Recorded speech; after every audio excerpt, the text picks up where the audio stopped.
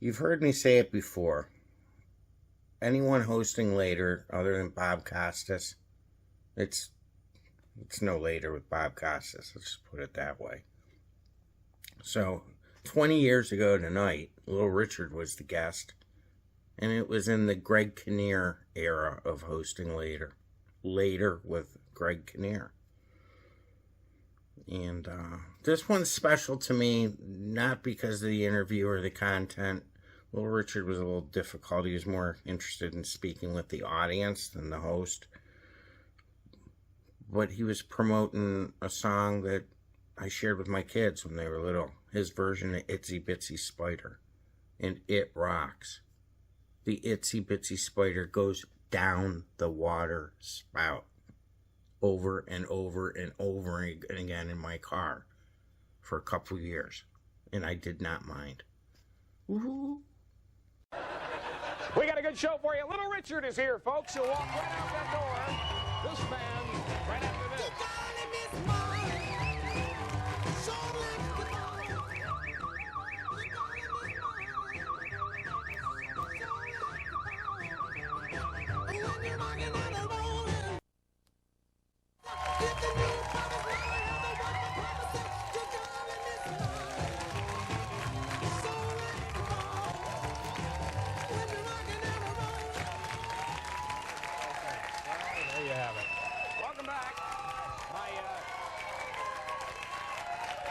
My guest tonight was an original inductee to the Rock and Roll Hall of Fame because of his legendary performances in classic hits like Tutti Frutti, Good Golly, Miss Molly, and Lucille. He's a Lifetime Achievement Grammy winner. Ladies and gentlemen, he's Little Richard.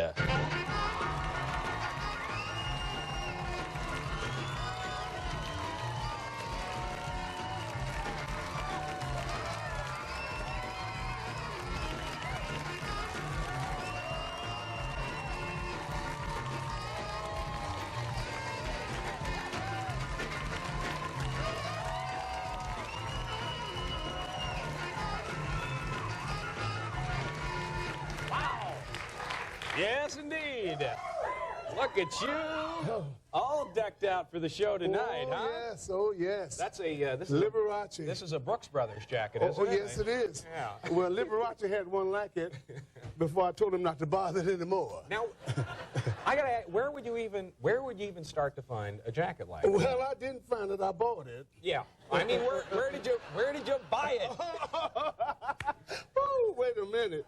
What I did, you know, years ago when I saw Prince and Michael Jackson dressing like this is where I was dressing years ago. Oh, I know it. 40 years ago. And so I told my brother, I said, I'm going to get me some more shoes made and another jacket, just like Prince. And although I'm 6'2", but I still know what to do. And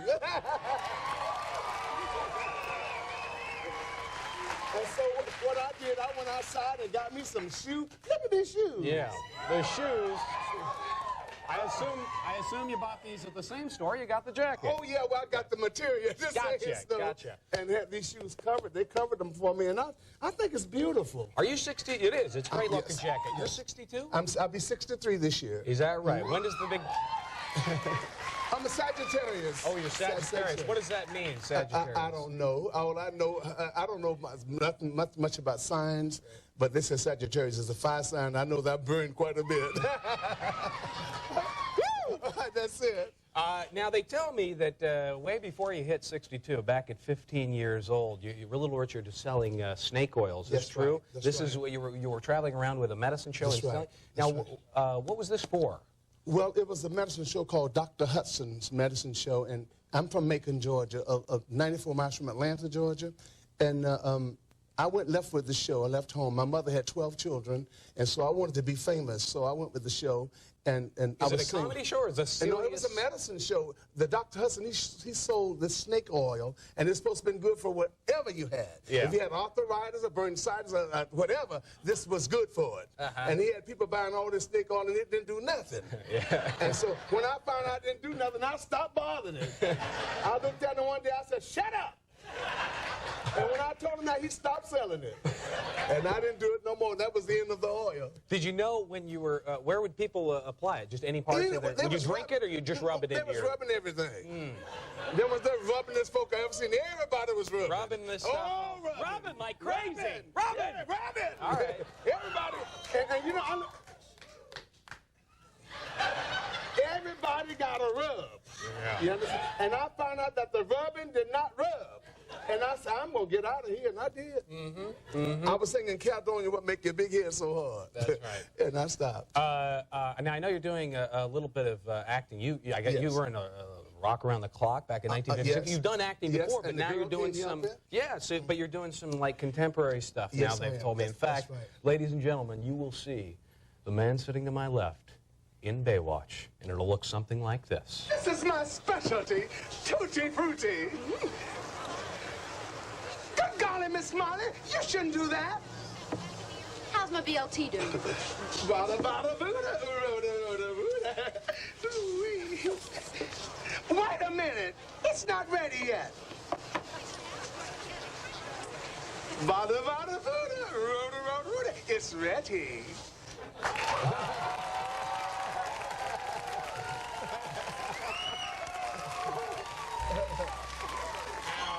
There was kind of a slurring of words happening there at the end. Yes. What were you saying? Well, they wanted me to speak Spanish, and I didn't know how to speak it. He said, well, can you say something different? I said, Vala, Vada, Buda, Roda, Ruda. He said, I like that. I said, thank you. I didn't know nothing else to say. How'd you end up... It works for him. How did you end up doing a episode of Baywatch? You're probably hanging out with David Hasselhoff, I met him right? on the airplane. No, really? This little girl was tearing up the plane. Tearing up the plane. She was screaming and hollering and he wasn't doing anything to her.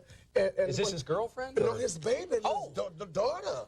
His daughter. And so I was going to Las Vegas, and when I got off the plane, he came over to my limo. I said, David, I've always loved you. I love your show.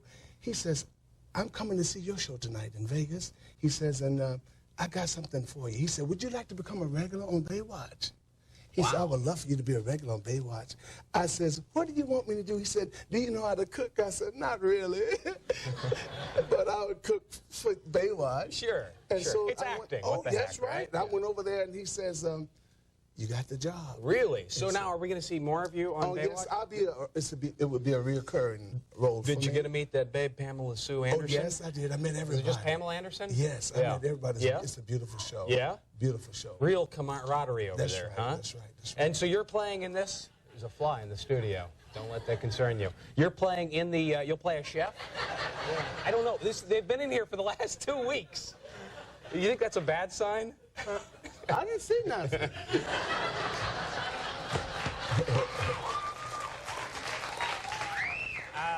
So do you want to, I understand that you'd like to see like a movie made about your life story. Yes, Yeah? I would love to see that. I wanted Michael Jackson to be me in the movie, but I want him to have a little more, I want him to have a little more punch. In it, because he already had my cheekbones. He had them put in. Yeah. I was born with mine. Yeah. And so since he got the cheekbones, I wanted him to be a little richer, but I don't know where he wanted to do that. I wanted Prince to be me, but I don't think Prince cared to be me, although he looked like me. Why do you think Prince wouldn't want to be you? I don't think he want to throw his legs in the air up on the piano, and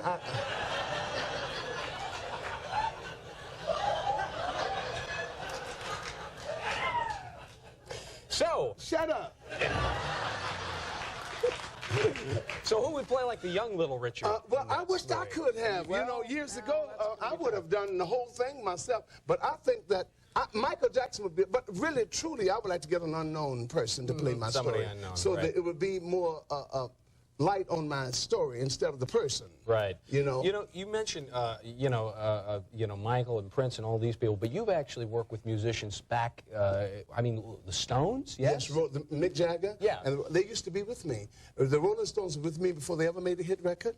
And, What do you mean they're with you? Well, they would travel with me. They would sleep on the floor. They didn't have no bed to sleep in, so Mick would sleep on the floor. Paul and John and Ringo and George, they was with me. I used to pay for their food every day, their hamburgers and all. And in the Hamburg, Germany, Brian Epstein brought me to Liverpool, and they had his dad owned record stores there, and they had never recorded. And he asked me, could these boys open my show? He said, but they wanted to sing Good Golly Miss Molly. I told them they couldn't sing it on my show because it was my record. And so they sung Love, Love Me Do, you know I love you, so please, please, please. And they offered me 50% of the group to bring the tape back to give the VJ Records, and I didn't. I would have gotten a piece of that. Yeah, I would have got 50%. Yeah. But I didn't think they was going nowhere but back to their mamas. Did you think these guys were talented at the time? I thought Paul had it all. But I was scared for the other four. But then I found out that John had it all too, and I was scared for the other two. Wait, is this all a rhyme? No, it's not. No, it's the truth. And you got to remember, see, Jimi Hendrix was my guitar player. Yeah. My brother fired him. His name was Maurice James. And Jimi Hendrix, James Brown was my vocalist. Now, you got to remember that I never knew these people would become famous. They wasn't famous. James Brown wasn't famous. He had just got out of prison. Are all these guys? That was recently, right? No, that was a long time ago. Are these guys partying their minds out at this point? Was there a lot of extracurricular activity going on? No. What did you say? Well, I mean, I deserve that. No, are they? I have a little bit of a cold, so I took some flu medicine. I'm zoned out of here. You know. You all right? These guys, are they like partying like mad at this point? Yes. Okay. Thank you. Yes. They partied. Wait a minute. I'm trying to tell you all about the party. If y'all just be cool a little bit. Hold your horse, I got your buggy.